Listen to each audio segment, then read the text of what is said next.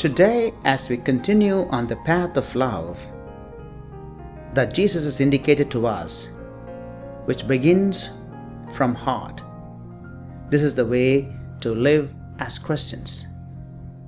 In Matthew chapter 5 verse 22, we heard Raca, an expression of contempt towards another person.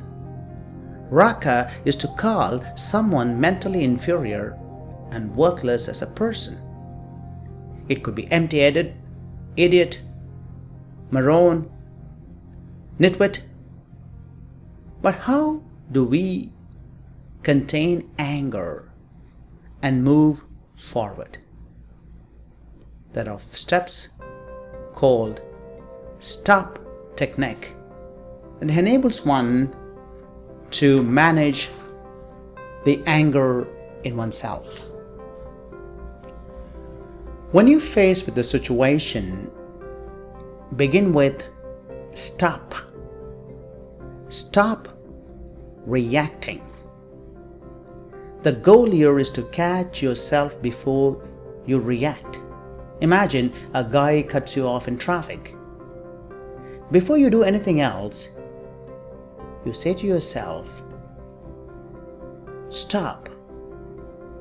Your co-worker criticizes your work, and you say to yourself, stop, or take a breath.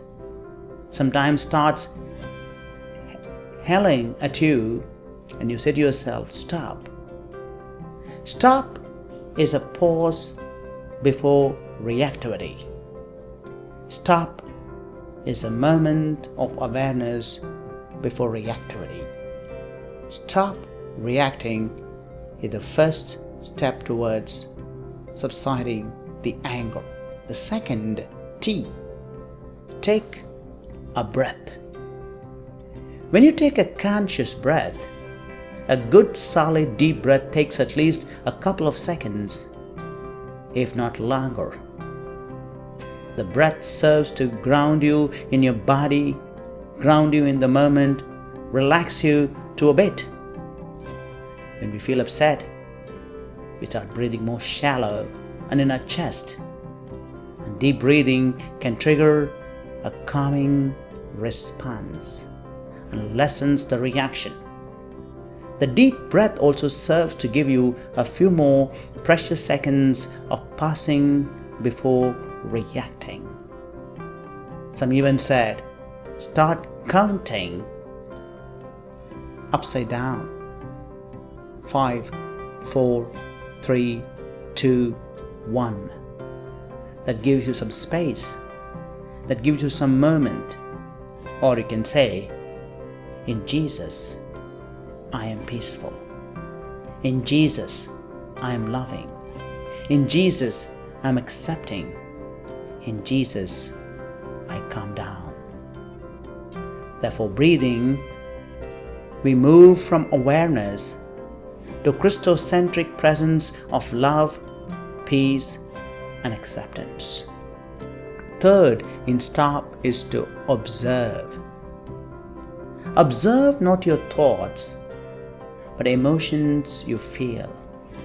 Today, we are caught up in so much of action, we forget to break the mental loop or the thought pattern loop. We get into a loop of thoughts, frustrations, and anger. Observe the mind, the emotions you go through. In this step, you are breaking the mental loop or a thought loop. Instead of listening to all the narratives in your head that are in your thought about how wrong the other person is and how right you are paying attention to your body. Instead, listen to your thoughts and you listen to your body. Drop down your awareness into your body and notice what's happening. What do you feel? What sensations are arising? Maybe you feel tighten in your chest, tingling in your stomach. Maybe your hands are tightly gripped together. Then pay attention. Observe to the emotion behind these physical sensations. Yes, you probably feel angry.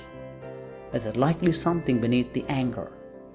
Maybe you feel threatened or unsafe, or your feelings are hurt. Often when you understand the underlying emotion, the power of the anger diminishes. And the last is proceed. P. Continue on whatever you are doing. Navigate. Move. It's like once little John was driving along with his mother in the car, and he said, "Mom, when Dad drives, why there are lots of idiots on the road? It looks everybody is crazy and you live in a perfect world." How to navigate? This can happen by decision. It's all about decisions. Let's go after Jesus. Let us set ourselves free. We have to decide to follow Jesus, and we don't turn back. Decision is everything. If we caught up into dilemma, our life seems to take elsewhere. It is not about murder, it's about angry with our brothers and sisters that comes from a danger of judgment. Let's focus. Let's navigate. Let the teachings of Christ come into our life, and let's stop reacting, but rather observe, proceed, and move along with the presence of Christ in our lives. As you hear and look this presentation, pause the video and look at the 6 top tips for managing your anger. You can reflect on. Remember your thoughts. Ask, is my anger going to help me achieve my goals to be non-violent and respectful? Do I stop being defensive? Listen to the other person and try to understand the perspective? Do I think where I am on the tension or stress scale? Do I practice deep breathing, awareness, the presence of Christ in our life? If necessary, walk away, calm down, count 5 to 1. This will help you to manage your anger and become a person of peace and acceptance. Also pause the video if necessary to look into the do's and don'ts of anger. Do's: express how you feel clearly and concisely. Do recognize your early signs of anger to stop it from escalating. To take a time out for at least 20 minutes to calm down. Do find healthy outlets like vigorous exercise or writing, or express it safely. Do make amends by acknowledging abusive anger.